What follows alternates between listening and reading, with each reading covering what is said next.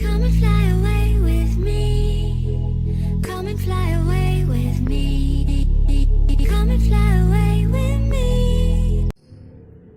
Hai, aku J. Di sini aku akan menceritakan kisah singkat tentang boneka Robert the Doll. Boneka itu memiliki tinggi sekitar 40 inci, menggunakan seragam pelaut, dan mempunyai boneka kecil yang menyerupai kambing. Jadi dikisahkan, pada akhir tahun 1800-an, berawal dari keluarga Thomas Otto yang tinggal di Key West, Florida, Amerika Serikat. Pak Otto memiliki sebuah perusahaan dan kadang bersikap kasar dengan para pegawainya. Mereka mempunyai babysitter berasal dari Haiti yang mengurus anaknya. Nama anak dari Pak Otto yaitu Robert Eugene Otto. Suatu hari babysitter ini ketahuan sedang melakukan praktek ilmu hitam di belakang rumahnya, lalu sang pelayan tersebut dipecat. Namun sebelum pelayan itu pergi, dia sempat memberikan Robert sebuah boneka. Tinggi sekitar 3 kaki, mata dibuat dari kancing baju, dan rambutnya dibuat dari Robert sendiri, juga dipenuhi dengan banyak jerami.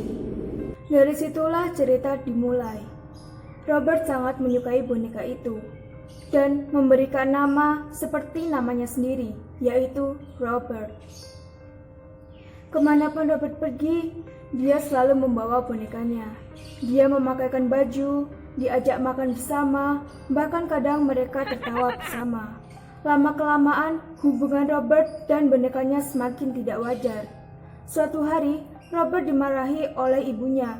Namun Robert yang merasa tidak bersalah, dia langsung menyalahkan bonekanya itu.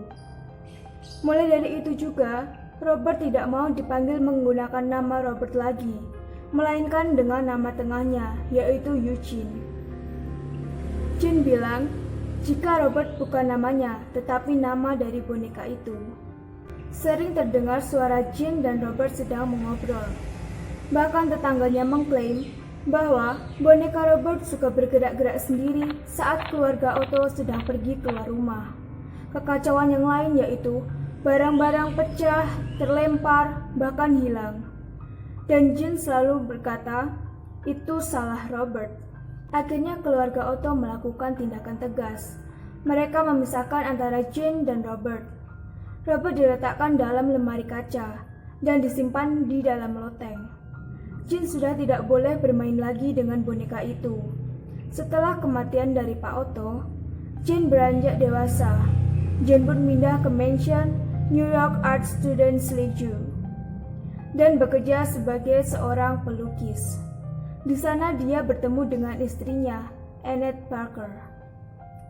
Pasangan ini tinggal di New York, dan suatu hari saat mereka kembali ke kampung halaman Jean karena ibunya sedang sakit. Istrinya tidak suka jika Jean ingin kembali ke kampung halamannya, sebab itu akan menjadi awal Jean bertemu lagi dengan Robert.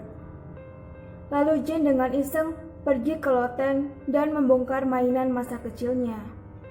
Benar saja, Jean bertemu lagi dengan Robert. Dia lebih menyukai bonekanya tersebut ketimbang istrinya sendiri. Robert mempunyai kursi di kamar tempat Jean dan Annette tidur. Kemanapun mereka pergi, boneka ini selalu dibawa. Akhirnya istri Jean pun meninggal karena sebab yang tidak diketahui. Namun banyak yang berkata bahwa istri Jean meninggal karena gila. Tapi sebelum meninggal, Annette berhasil menyingkirkan Robert ke sebuah museum. Tak lama saat itu, Jean juga meninggal. Sekarang Robert dirawat di Es Martello Museum dan sudah berusia sekitar 100 tahun. Meski sudah tidak memiliki pemilik lagi, boneka Robert masih saja berulah.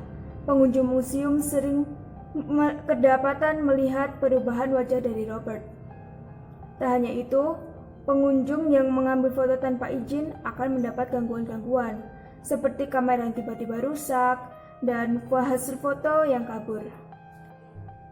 Terima kasih telah menonton video ini. Semoga dapat menambah pengetahuan kalian. Terima kasih.